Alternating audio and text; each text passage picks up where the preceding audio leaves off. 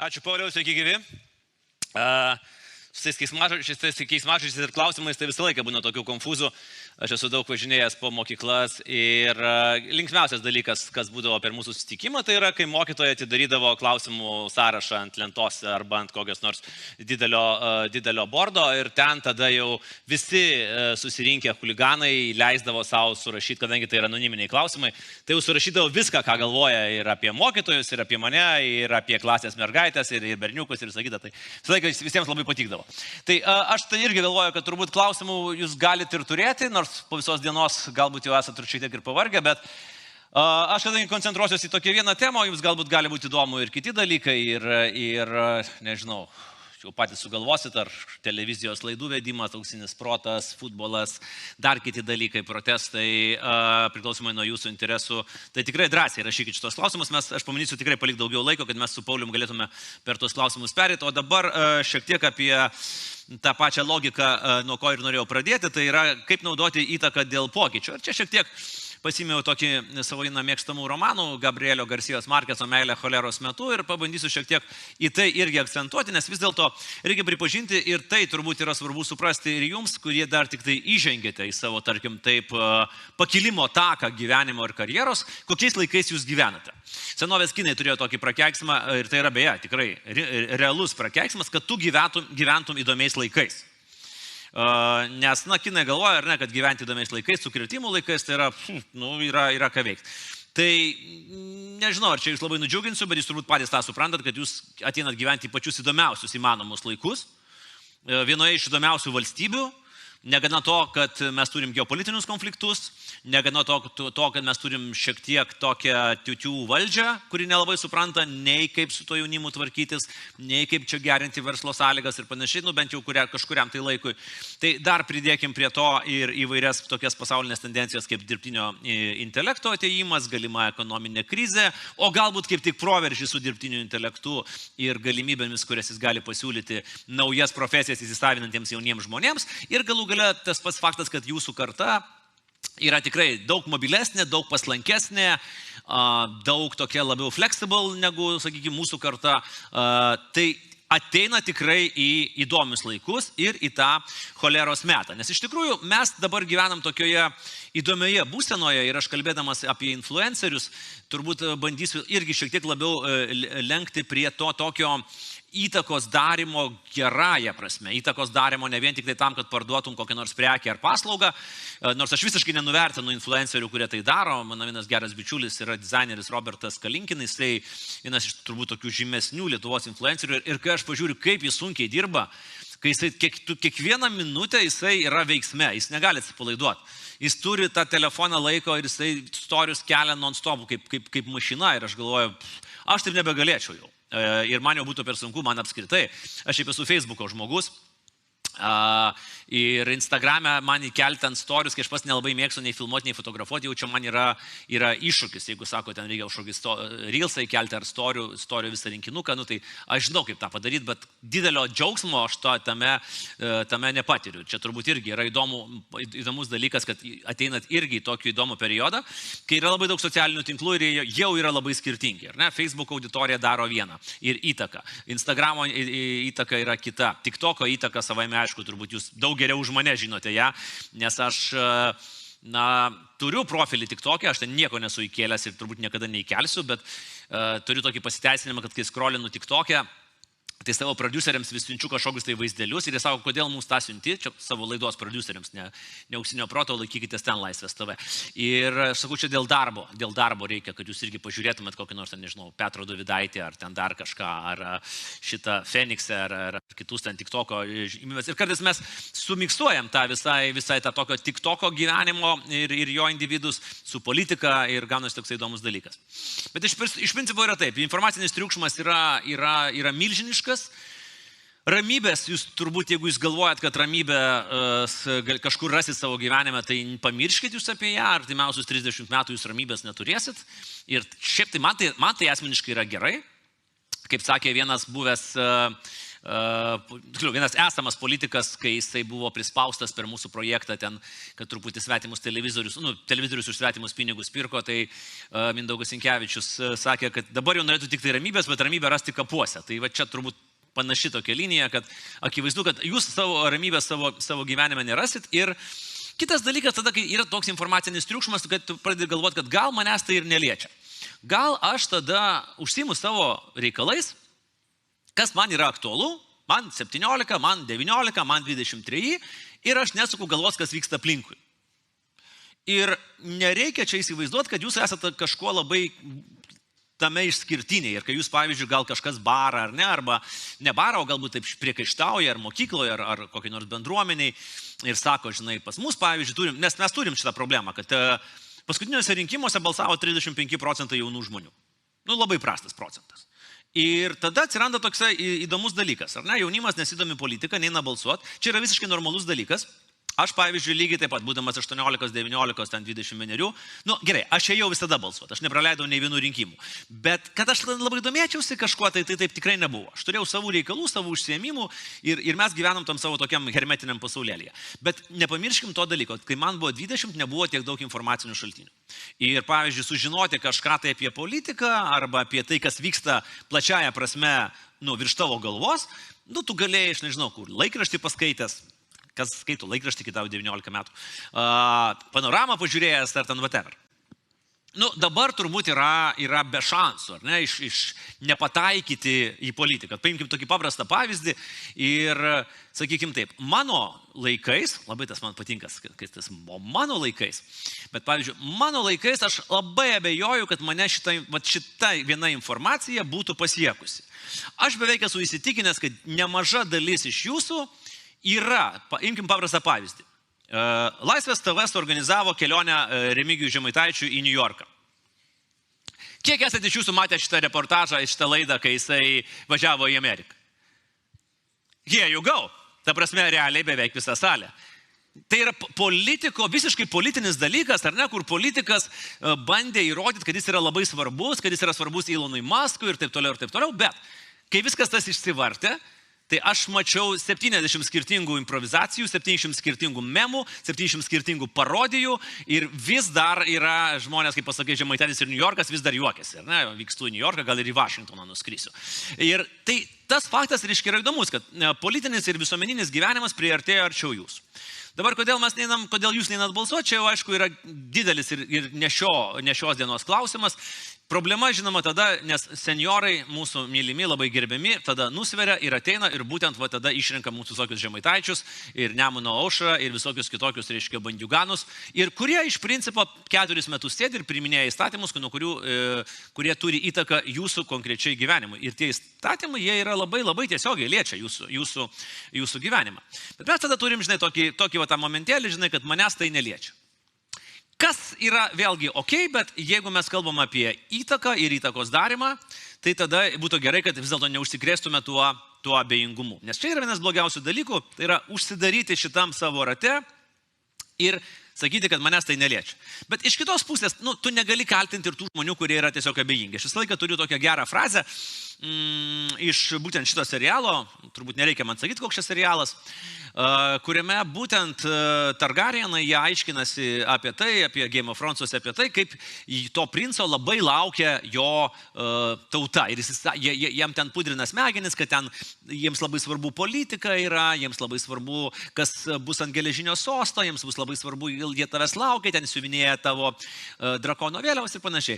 Ir vienas protingas žmogus vėliau pasakys, kad niekam čia nesvarbu ir paprasti, normalų žmonės sako, jie rūpinasi savo gyvenimu, jie rūpinasi, kad derlius būtų geras, kad sausros nebūtų, kad jų vaikai būtų sveiki ir kad jiems galvos nenukirstų. Tai iš principo tai yra visiškai normalu, kad tavo interesai yra keliami, sakykim taip, aukščiau visuomeninių interesų. Bet iš kitos pusės tada mes galim pasižiūrėti ir tą patį abejingumo, žinai, momentą. Taip, būti abejingiams yra patogu. Tu tada nesuki galvos, ar ne? Tu galvoji, okei, aš čia studijuoju, čia mano rūpestėlis, aš čia dirbu kažką, ar ten praktiką atlieku, čia bus mano rūpestėlis, aš ten pramogauju, einu su draugais į klubą, čia jau mano nebe rūpestėlis, o čia jau mano smagumėlis ir mano gyvenimas taip ir susidėliojęs. Iš kitos pusės yra turbūt tas momentas, kad aš vienas nieko nepakeisiu. Ir Čia yra ta linija, kur, man 18 metų, o ką aš galiu pakeisti, man 21, ką aš galiu pakeisti. Ir čia beje net ne amžiaus klausimas yra. Lygiai tą patį aš girdžiu, kai aš važiuoju per regionus ir man sako, bet tai ką mes čia, žinai, jūs ten Vilniui, tu Andriu turi ten 300 000 sekėjų Facebook'e, tai tu ten gali padaryti tyrimą ir premjerą priversti atsistatydinti. O ką mes? Ir ir šitas yra, žinai, arba yra toksai, kaip sakoma, aš pabūsiu pilietiškas, aš ten įsidėsiu kokį istoriuką į savo feedą, ir aš jau padariau savo darbą. Ir vienas iš svarbių momentų, kurį mes turėtume irgi suprasti, tai yra skruzdėlės efektas. Ir čia yra apie viską, kas yra dabar susiję su Lietuva. Dėl to mes gyvenam tikrai labai geroj valstybėje, nes pas mus skruzdėlės efektas veikia. Daugelį valstybių jis neveikia. Daugelis valstybių turi tokį ganėtinai nemažą disconnection. Ir pas mus jis tai veikia. Pas mus jis tai veikia taip, kad mes, pavyzdžiui, darydami didžiausius projektus Ukrainai, mes surenkam po 6-8-10 milijonų eurų. Ir ne dėl to, kad kažkoks dėdė atėjo ir įmetė ten 3 milijonus. Ne, dėl to, kad 10-100 tūkstančių žmonių, ir jūs turbūt, ir jūsų tėvai, ir jūsų seneliai paskambina vieną kartą ir prideda ten kelis eurus. Ir prideda, ten ateina vienas žmogus į protestą, ar ne? Ir palaiko tą aktyvizmą, tą pilietiškumą. Arba, pavyzdžiui, dabar žiūrėkime, vėl bus Katedros aikštėje, šeštadienį protestas dėl laisvo žodžio, kur galbūt tikrai gali jums atrodyti, mes čia nieko, prie ko čia mes, ar ne?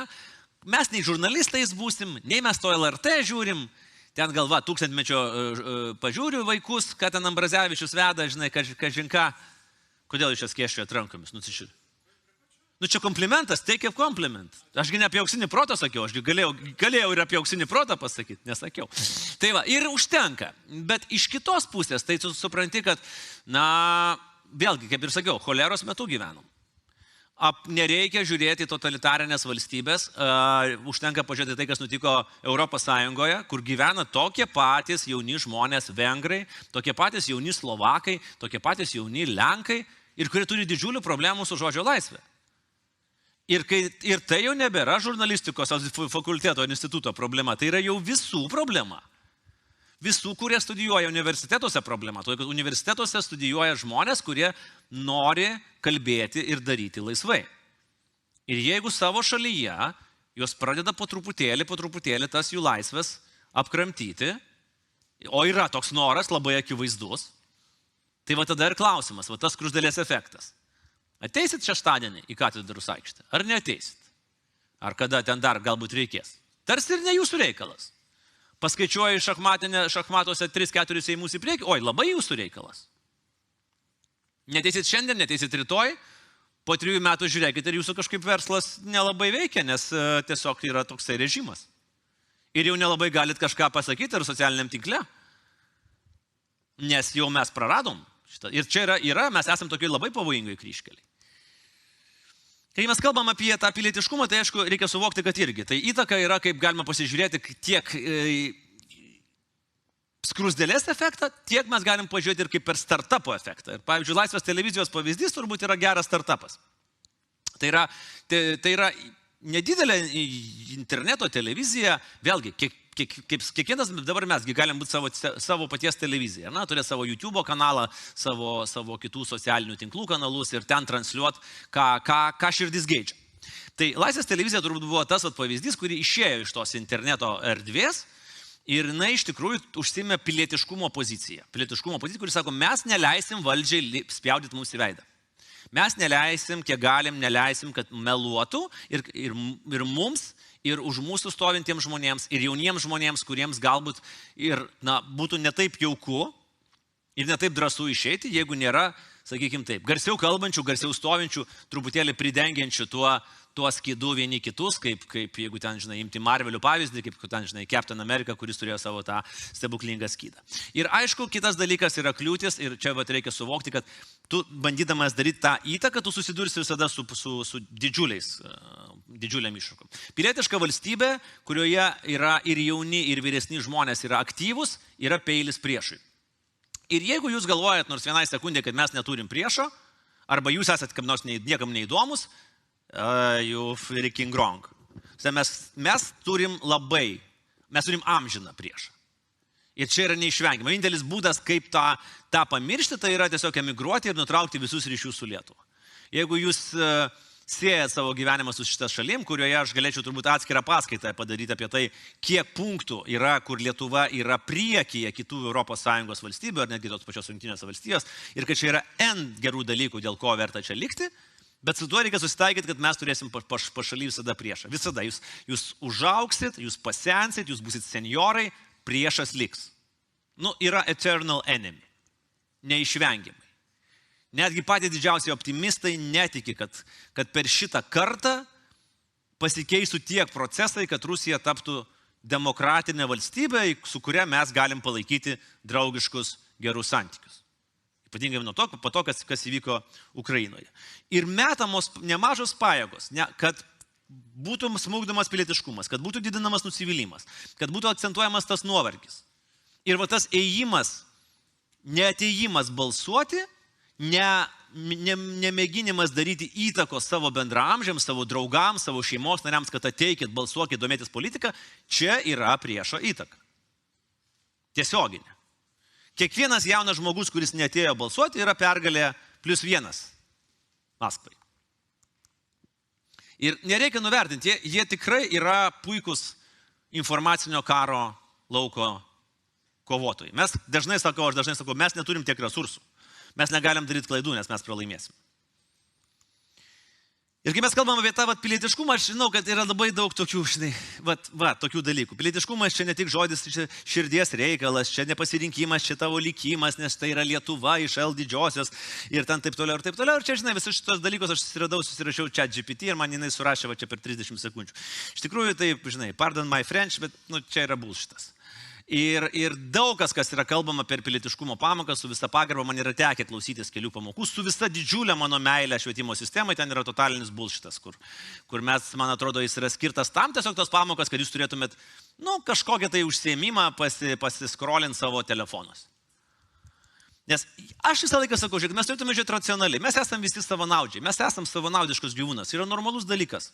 Jeigu yra ten tų pasišventusių tokių žmonių, ar ne, kurie visiškai nuo ankstyvų metų ten tarnauja visuomeniai, yra tokios ir profesijos, bet dauguma iš mūsų yra savanaudžiai. Mums svarbu, kad mums būtų gerai.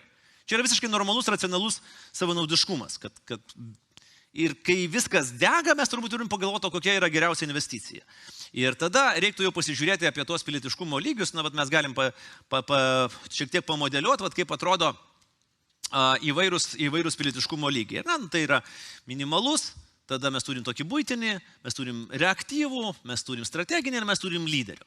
Ir iš esmės savo šitam burbule, ar didesniam, ar mažesniam, kiekvienas iš jūsų galite pasirinkti vieną iš 5 šitų, kur jūs dabar esat. Ir galbūt kur jūs norit nueiti, ir kur jūs norit būti. Tai galim šiek tiek greitai prasibėgti. Tarkim, kas yra minimalus? Aš mokėsiu mokesčius. Aš nevoksiu, aš nepirsiu kontrabandos, čia nemažas iššūkis pietryčių Lietuvai yra, sakysiu, seniai, kad aš šiandien šneki dabar, taigi 1,5 karto pigiau cigariukai, tai apie ką jūs kalbat. Aš nepeidinėsiu sistemos.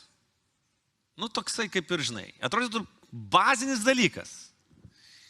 Ne visiems tas pavyksta. Kitas lygmuo jau yra, aš išsitrauksiu savo bendruomenę, kas jau beje yra sveikintinas dalykas Lietuvoje, tas bendruomeniškumas po truputėlį auga. Aš rušiuosi, aš kultūringai elgsiuosi, aš galbūt netgi pasisveikinsiu. Man kiekvieną kartą grįžus po kelionės Jungtinėse Amerikos valstijose, mane tas sveikinimosi skirtumas mane vis dar pribloškia. Ir netgi, pavyzdžiui, dabar, kai aš išeinu su šunim pasivaikščioti ir kokius 5 km pažintinių takų, aš grįžtu maždaug, ir aš kada skaičiuoju žmonių reakciją, kai mes praeidami su šunim pasisveikinam. Tai kas yra faina, kad jau 60% žmonių nebenustembo labai, o kartais mielai pasveikina. Bet vis dar yra apie 20-30, kaip toksai šokas maždaug, ko tu iš manęs nori. Jau čia kažkas nieko gero, jeigu tu į mane kreipeisi. Tada mes turim trečią lygį, ir ne jau tokį reaktyvų. Tai va čia mes, kas čia bus? Mes reaguojam, kai yra krizė, mes ateinam į protestus, mes prisidedam finansiškai prie paramos Ukrainai ir įtikinam ten savo, nežinau, tėvus ar artimuosius, kad tą reikėtų padaryti. Mūsų chebrytė jau veikia kartu, mes kartu ateinam į kažkokį tai mitingą, mes galbūt kartu eisim balsuoti ir panašiai ir panašiai. Ir tada, aišku, jau mes perinam į tą tokį strateginį lygmenį, kur jau atsiranda ilgalaikės partnerystės, savanorystės, kas yra, vėlgi, aš Visą laiką kartoju ir kartosiu, kad savanorystė yra viena geriausių investicijų į save. Ir jeigu jūs įstoję į universitetą neatrasit per pirmus kelis metus, studijuodami laiko ir noro pasavanoriauti kažkur, tai jūs labai daug prarasit. Sau, dėl savęs. Aš viską kalbu apie tai, kad apie save. Ir nereiks ten, žinai, man tada kartais dar su studentais mes diskutuojame, sako, mums čia tiek daug paskaitų, čia taip viskas, čia taip sunku yra tam universitete. Nu, žiūrėkit, čia yra požiūrių reikalas. Aišku, galbūt yra, tikrai, aš nebejoju, kur yra įtempta ir yra sunku, bet menedžinant savo laiką ar truputėlį susimažinus kitus galbūt nebūtinus dalykus, kurie ten naikina tavo smegenų ląsteles, o vėlgi, turbūt, gal ir nesaskaitėm, kodėl jūs turėtume skaityti įvairius tyrimus apie kaip tik to, kas naikina mūsų smegenis, tai gal ir neskaitykit geriau. Tai va, bet žodžiu, jeigu reikėtų išsinešti vieną mintį iš to sąmonės rauto, kurį aš jums dabar duodu, tai savanorystės programos yra žiauriai svarbu. Ar tai būtų gyvūnų prieglaudos, ar tai būtų kažkokie paramilitary, ar šaulių sąjunga, ar dar kažkas, tai yra itin svarbu ir jūs įgausit galybę įgūdžių, kurių jums neduos visa mano meilė, mano alma mater, universitetas jums neduos. Nuėjus dirbti irgi dar tų dalykų galite ir negauti. Ir pavyzdžiui, aš visada, kai darbinu žmonės ir man atneša CV, ir jeigu aš matau, kad CV yra be savanorystės programų, man iš karto sakai, nu tai jau suprantu, kad mes čia turėsim problemėlę, nes jeigu tau yra įdomu tik tai, kiek tu uždirbsi ir ką tu čia gausi, tai aš nežinau, ar mano įmonėje, ar Laisvės TV, ar dar kažkur kitur, tikrai mums bus labai pakeliui. Nu, čia labiau kalbam apie tą visą visuomeninės iniciatyvas ir panašiai. Na ir tada, aišku, yra jau, kai tu pradedi jau viešai išsakinėti savo poziciją. Ir ačiū Dievui, mes turim kol kas tą galimybę ir kol kas visiškai nėra diskriminacijos, ar tau yra 50 metų, ar tau yra 20 ar 30. Nu, mes turim teisę išsakyti savo nuomonę, kad ir kaip jinai keistai beskambėtų. Ok, aš suprantu, kad auditorija ten 200 000 žmonių ir 200 jinai yra skirtinga. Ir atsakomybė galbūt yra šiek tiek skirtinga, bet mes turim tą teisę ir ją reikėtų naudotis. Naujos iniciatyvos, vėlgi spaudimas politikam ir institucijom keistis per savanorystę, per aktyvų gyvenimą, per aktyvavimą savo tose pačiose akademinėse institucijose, tas viskas yra puikiai įmanoma. Tai iš esmės mes ir turbūt kalbam, kad mes matom čia evoliucinę piramidę, kurioje jūs ateinate, galbūt į tą apatinę pakopą, bet ne dėl to, kad jūs nesat kažkokie tai prastesni, o tiesiog dėl to, kad jūs turite daugiau laiko užkilti tą pakopą ir esat, na, aš sakau, ne lenktynės, bet vis dėlto tam tikrą prasme galima pasakyti, kad tempas yra kaip formuliai. Jokia karta dar neturėjo tokio tempo kaip jūs. Ir jokia karta nebuvo pasiruošusi tokiam tempui. Tai va šitas dalykas, kuris turbūt būtų labiausiai reikalingas išnaudoti.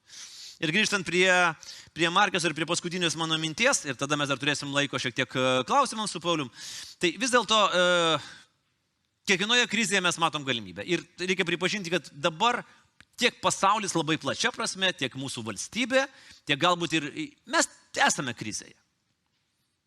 Bet krizė tuo pačiu metu generuoja naujas idėjas. Krizė tuo pačiu metu generuoja, na, tokį vis tiek ateina tos cheminės reakcijos mūsų organizmo viduje ir jeigu jūs norite gyventi geriau, aš visą laiką sakau, kad pilietiškumas ir yra noras gyventi geriau, tai yra, jeigu mano valstybė bus geresnė, jeigu mano valstybė bus laisvesnė, jeigu mano valstybėje bus mažiau nelaimingų žmonių, jeigu mano valstybėje bus labiau laikomas įstatymų, jeigu mano valstybėje labiau žmonės sveikinsis, aš gyvensiu geriau toje valstybėje. Ir jeigu jūs siejate savo ateitį su šitą valstybę, čia yra labai svarbus momentas. Ir pilietiškumas nebus patogus. Ir dažnai jūs galite atrodyti su savo šitom iniciatyvom ir raginimais einam balsuoti. Sakys tokia, žinai, ką tu čia šneki, žinai. Bet vienas dalykas, kai jūs raginsit saviškius, o kitas dalykas, kai tokie, tokie kaip mes ragina jaunimą, ne? Jau plus 20 metų, oi, mano laikais tai mes eidavom balsuoti, va, dabar blogas jaunimas neina. Aš kažkaip negirdėjau dar, kad šita linija suveiktų argumentacijos. Ir visą laiką turbūt, žinai, bus stebėtojų ir darytojų. Ir paprastai būna apie 80-20, ar ne, Pareto principas veikia, 20% žmonių padaro 80% darbų. Čia lygiai tas pats, stebėtojai ir darytojai. Jis, žinai, išsirenki galbūt natūraliai. Aš noriu būti stebėtojas ar aš noriu būti darytojas. Jeigu aš noriu būti stebėtojas, aš gyvensiu ramiai. Čia kaip toj Matricoje, ne, prisimenat filmą, kur davė dvi piliulės Morfėjus Neo. Ir tu galėjai tada išgerti tą piliulę ir gyventi matrisu ir nesuk galvos. Ir būti stebėtoju ir manęs tai nekaso, aš gaunu savo algą, aš ją išleidžiu, aš tūsinu ir man vienodai rodo. Arba tu esi darytojas. Ir tada tu tada gyveni visai kitokiam pasaulyje, bet iš principo tu ir savo suteiki daugiau įrankių. Ir klausimas dėl ko turbūt yra atsakyti, kaip kaupti ir išnaudoti savo socialinį kapitalą. Kiekvienas iš jūsų turi savo socialinį kapitalą. Ir jisai auks per sekėjus, per tuos žmonės, kurie jūsų klausys, per tuos žmonės, kuriems jūs turėsit kažką papasakot. Storytellingas vis dar išlieka vienas svarbiausių įgūdžių. Universitete nėra storytellingo katedros, bet kokioje profesijoje, kurią jūs pasirinktumėt, gebėjimas papasakoti istorijas, gebėjimas viešai, sklandžiai kalbėti ir įtikinti kitus žmonės yra viena iš vertingiausių valiutų. Ir čia turbūt be savanorystės aš visą laiką sakau, kad antras svarbiausias įgūdis būtų būtent šitas. Ir tada, aišku, užsiauginti storą odą. Tai šito įgūdžio jums prireiks. Todėl, kad ateinat į aštrios konkurencijos, lipimo per galvas, durstimo į nugaras, komentarų socialiniuose tinkluose erą.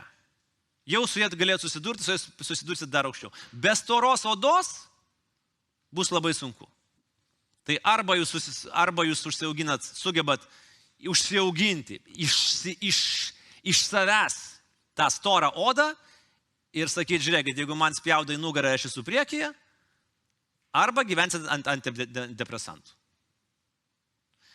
Tai va, tai kelios tokios turbūt mintis, į kurias galbūt galime atkreipti dėmesį, o galite, aišku, ir neatkreipti dėmesį, nes vėlgi, kai man buvo 18 ar 19, man irgi ant scenos stovėdavo šitie lektoriai, kažką labai pasakodavo, ir jeigu manęs paklausų dabar, ar aš kažką atsimenu, tai aš nifiga neatsimenu. Bet jeigu kokia nors viena mintis užklius, tai jau bus ir gerai. Ačiū už dėmesį.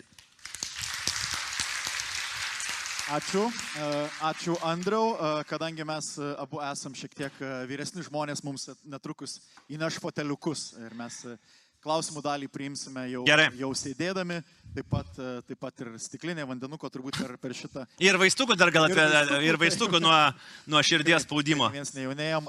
Jeigu dar kas nors turit klausimų, tai būtinai imkite telefonus, skanuokite šitą QR kodą, įveskite savo norimą klausimą arba jau pareitinguokite tuos klausimus, kuriuos jau turime, nes jų gavom visai nemažai. Apie 30, be abejo, į visus neatsakinėsim, nes kai kurie yra tiesiog nuolatiniai Andriaus įžeidinėjimai. Jokauju, nemačiau nei vieno įžeidimo, šiaip labai. Aš ėjau per jūsų pranešimo pradžią šiek tiek turėjau reikalų pasivaikščioti ir girdėjau, kalbėjausi du vaikinai, vienas sako, kas dabar kalba, kitas, kažkoks Tapinas.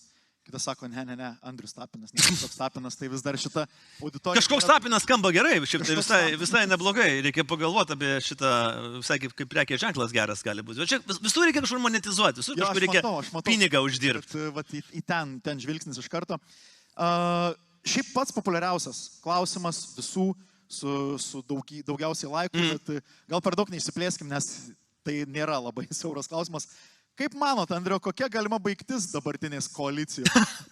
Šitas klausimas yra realiai. Tai yra daugiausiai išreitinguotas, 17 laikų. Ok, tai man patinka šitas klausimas ir man patinka, kad iš šitos auditorijos ateina klausimas. Tai aš galvoju, kad čia gal reiktų kalbėti ne apie koalicijos baigtį, o apie mūsų baigtį, nes čia mums bus baigtis, kuo ilgiau šitą koaliciją tęsis. Ir mes nukentėsim labiausiai, ir gal net labiau, sakyčiau, jūs nukentėsit labiausiai, nes mes tai ką jau ten nukentėsim, mane maksimum gali išmesti iš auksinio proto. Kas iš principo yra įdomu, nes... Mane iš tūkstančio. Jo, iš tūkstančio vaikų, nes yra daromi įstatymai konkretiems žmonėms, kurie nepatinka ir kritikuoja dabartinę vyriausybę, bet kaip nors mes ten jau išgyvensim, o aš nerimauju dėl jūsų iš tikrųjų, todėl kad per šituos, kuo ilgiau šita koalicija dirbs, tuo daugiau jie pridarys nesąmonių. Ir aš kalbu apie rimtas nesąmonės, ne apie nusišnekėjimus, žinai, pažvengti, Žemaitaitis durnius. Žemaitaitis yra durnius. Jis yra durnius, taip. Šiandien jis parašė, kad kadangi Vilniaus Žalgiris kviečia Lietuvos kariuomenės kariškius į rungtynes ir padovanoja kvietimą, tai reiškia, kad jeigu aš norėsiu daryti perversmą, aš turėsiu kariuomenę už savo pusės. Nes 8 eurų ar 12 eurų vertės bilietas yra tai. Yra tas, kur dėl ko tu taip, žinoma. Tai jo, jis yra toks, bet kitas dalykas, kad vyksta daug tokių procesų stabdymų ir įvairias svarbės įmonės, kuriuose turėtų būti jauni, energingi, vakarietišką išsilavinimą ir patirtį turintys vadovai, kurie tas įmonės įsuktų ir per tas įmonės Lietuva geriau gyventų ir jos labiau klestėtų, imkim tos pačius, pavyzdžiui, kad ir oro uostus. Ten dabar jau tie yra išmėžiami ir sodinami savi, tai, kaip mes mėgstam sakyti, tie senieji bebrai. Tai pridaryti va tokių nesąmonių, sustabdyti investicijas, padaryti Lietuvą nepatrauklę fintechui, nu tai čia didelė žala yra. Ir vat jauniems žmonėms, kurie ateina į tą rinką, jie, nu, tokie biški bebrino gali pasijausti ir va čia tas man labai kelia nerimą. O koalicija jie išsilaikys. Aš manau, kad jie laikosi viens kito, jie turi panašias vertybės, jie dėja ant tų žmogaus teisų ir ant visos tos demokratinių procesų, turi bendrus priešus ir jie ilgai laikysis. Čia nebus follow-up klausimų kylančių iš to, ką jau pasakėt, nes labai viskas fragmentuotai, bet būtent tai, kas įdomu šitai auditorijai. Šiek tiek kalbėjote jau apie tai, kad reikia turėti storą odą, bet klausimas yra, kaip jūs susitvarkote su įvairiausiam nuomonėm apie jūs, kurių tikrai gaunat ir tikrai net į akis turbūt kartais išgirstu. Kas yra įdomiausia, aš į akis beveik neišgirstu. Ir va čia turbūt tas labai aiškiai parodo, kad nereikia net ir kažkokios stebuklingai ten storos odos. Aišku, kai tau 20 metų tave ten puola interneto komentaruose, tai tu prie to turbūt pripranti. Kitas dalykas, kad iš tiesų, aš esu matęs ir tuos savo heiterius, kurie ten pila purvą ir visą kitą, ir kuriuos mes susitinkam ten prie jūros, sako, labą dieną, nu tai ką labą. Tai gal nu pasakyk, ką nors, nu pasakyk, nu į akis pasakyk, kad gaidys, vagys, aferistas. Labą dieną. Tai va, tai čia įdomus momentas, žinai, socialiniai tinklai atidarė tą iš tikrųjų Pandoros skrynę, tą visą kloaką, visi jaučiasi, kad gali kalbėti, ką nori, išskyrus tie, kurie yra patekę jau po teisėsaugos sprendimais ir nemažai susimokėję. Tai tas yra, prie to reikės įprasti ir čia turbūt, žinai, tai kaip mes turėdavom mokyklose tą anoniminį prasivardžiavimą arba ten, žinai, su kreida ant lentos parašydavo, ką apie tave galvoja ir tu atini po pertraukos ir tu žinai, kad jau visa klasė perskaitė, kas tu toks esi ir kur tavo įvairūs organai yra. Tai čia tiesiog viskas tas multiplikuota iš 1000. Ir na, tą klasės lygmens bulinimą mes iš esmės perkeliam į socialinius tinklus. Tai yra kaina, kurią mes sumokėjom už technologinį proveržį. Ir su tuo reikia susitaikyti ir reikia tik tai suvokti, kad tai nėra į tave orientuota. Dažnai tai yra tiesiog žmogaus frustracija. Jam sekasi blogiau negu tau, jisai frustruoja, jisai išsilieja. Kiek man jau kartų yra žmonės atsiprašinėję. Nes kartais mes tiesiog įdomumo dėlei, nu ten kažkas man ten žada, ten manęs, ten nežinau, sudaužyti, sulupt. Nu mes taip visai netikėtai atrandam tą žmogų, atrandam telefoną, jo mes pasiskambinam, Slavka beje tą labai moka daryti. Mes tai dar paprašiau darom be jokių ten filmavimų ir tada jau atsiprašinėja ir ten tų pasiaiškinimų, žinai, aš ir išgėręs buvau, ir diena sunki buvo, ir su žmona susipykau, žinai. Katinas perbėginėjo per klaviatūrą, kai ten jie siūlė kitokios socialinės orientacijos žmonės, lytinės orientacijos žmonės degint, nu ir tada jau perėjom per prokuratūrą, pilnai čia 8-9 metus. Tai labai daug katinų atsirado per klaviatūras bėgiojančių, kurie tiesiog surinko, žinai, į pečių juos. Kitas klausimas, šiuo metu populiariausias, ir nežinau, ar turėsit Andriu šitą atsakymą. Klausimas skamba taip, koks tavo fave brain rot? Kapučina, balerina? Labai jisai skiriasi, žinok, nuo brain rot, bet aš vis tiek, aš turiu tokią priklausomybę nuo kelių personažų.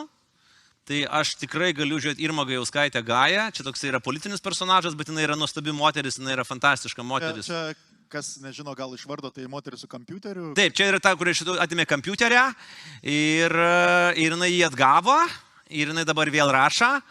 Ir jinai, man įdomu tiesiog ir stebėti, nes jinai visą laiką pradeda labai šiltai ir sveiki mėlieji, sveiki brangieji ir tada sproksta. Ir tai yra tokia kaip termobranduolinė reakcija nedidelė. Ir dar, aišku, mano favoritas yra Petras Dovydaitis, tai čia nekyla jokio klausimo. Ir aš kažkaip labai apsidžiaugiau, kai TikTok'e, jo irgi buvo paklausta per vieną TikTok'o laivą, ką jis apie mane galvoja. Ir sakė, maladėt. Ir aš suprantu, kad mes su Petru, ta prasme, va. Aš tikrai apie jį blogo žodžio nepasakiau. Man jis tikrai patinka, jis yra juokingas. Tai čia apie save, ne? Ką? Čia Petro catchphrase'as. Gerai.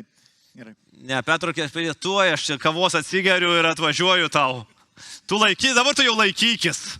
Turim dar vieną šiaip įdomų klausimą, į kurį aš prisidedu prie šito klausimo. Prisidėk. Ar pats žinot atsakymus į klausimus auksinėme prote? Bet čia yra du dalykai. Turbūt vienas, kad turbūt žinai kaip vedėjas, bet ar pats atsakytum, jeigu... Ne, aš ko gero visus tikrai nesakyčiau. Ir tarkim, kai kada aš juos pasižiūriu, galvoju, wow, nu čia gerai suvinioja. Kartais aš net, žinai, prasireitinguoju ir savo galvoju ir sakau, nu čia yra neatsakomi klausimai.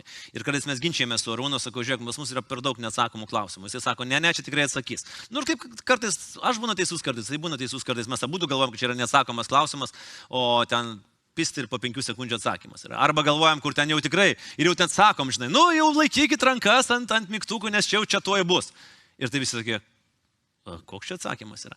Tai, bet šiaip tai mes kartais pasižaidžiam ir patys. Pavyzdžiui, temas mes kartais prasižaidžiam viens su kitu, tai tokią kažkokią tai pramogą mes ten turim prieš filmavimus. Ką laikote savo didžiausių ir svarbiausių Lietuvai pasiekimų savo visuomeninėje veikloje? Oi, kažkaip dabar, tiek daug, žinai, ir taip, nežinau, iš ko čia rinktis. Ne, tų variantų tai tikrai daug yra. Jeigu tai paimt tokį, kuris gal turėjo didžiausią impactą, tai ko gero būtų pirmas didelis crowdfundingas per COVID pradžią, nes tuo metu buvo visiška panika, visiškas pasimetimas, valdžia mums melavo, kad visko yra, paaiškėjo, kad nieko nėra ir tada mes galvojam, žinai, gal čia porai ligoninių, mes parinksim pinigų, nupirsim ten kokį nors kaukių, o paaiškėjo, kad nei Santaros, nei Kaunas, nei Klaipėda nieko neturi ir tada supranti, kad net ir prasidėjus procesams, valdžia nespės nupirkti taip greitai, nes yra procesai ir tu negali jų pažinėti, o mes galim pirkti greitai, rinkti pinigus ir greitai. Tai tas visas maksimalus susitelkimas ir aš tuo labai didžiuojuosi visais žmonėm, kurie to dirbo, nes aš manau, kad mes išgelbėjom kelis tūkstančius gyvybių. Tai visi kiti tie politiniai dalykai man kažkaip nublanksta prieš šitą. Bet dar yra Ukrainos tema, kuri irgi turbūt... Bet čia matai, čia buvo toksai, žinai, gal dėl to, kad tai buvo pirmas toksai dalykas ir mes iššokom iš šitą dalyką. Ukrainos fone niekam nebuvo abejonių, ką reikia daryti, ar ne? Ir beje, kas yra juokinga, ir man vis dar dabar mano šitie pseudo draugai primena, mano pirmas buvo laivas Facebook'e, tik prasidėjus karui, man atrodo, pirmą ir antrą vakarą, ir aš sakiau, ką mes darysime, čia organizuosim, žinai, apgulti per Rusų ambasadą, bet mes tikrai nerinksim pinigų, nes gerai, tai aš sakiau, dantį duodu. Tai sakė, tau dabar turi išbirėti dantis tapinę. Arba tapkinai, kaip jie labai galvoja, kad čia įžeidimas yra. Čia yra didžiausias įžeidimas. Įžeidimas ir juokinga dar tuo metu. Čia maksimums įžeidimas.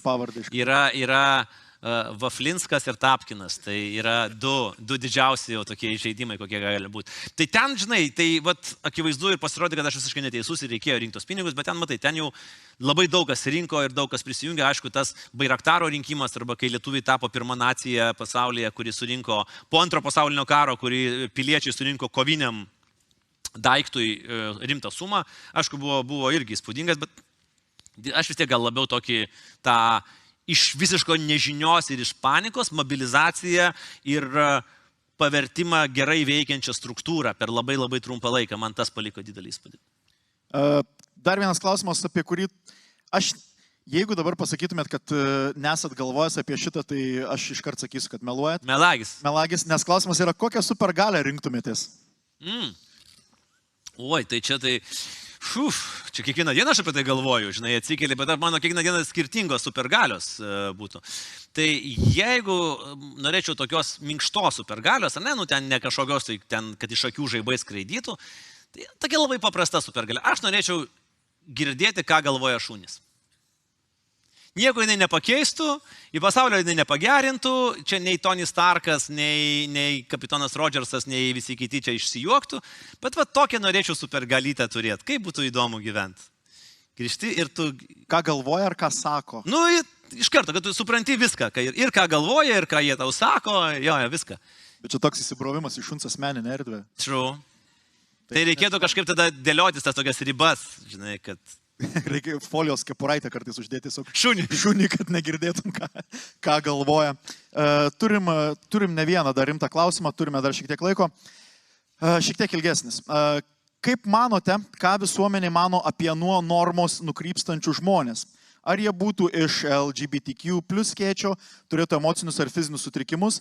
Kaip galėtumėme padėti kitiems suprasti apie šios žmonės ir tolerantiškiau elgtis su jais? Ką mes galim padaryti?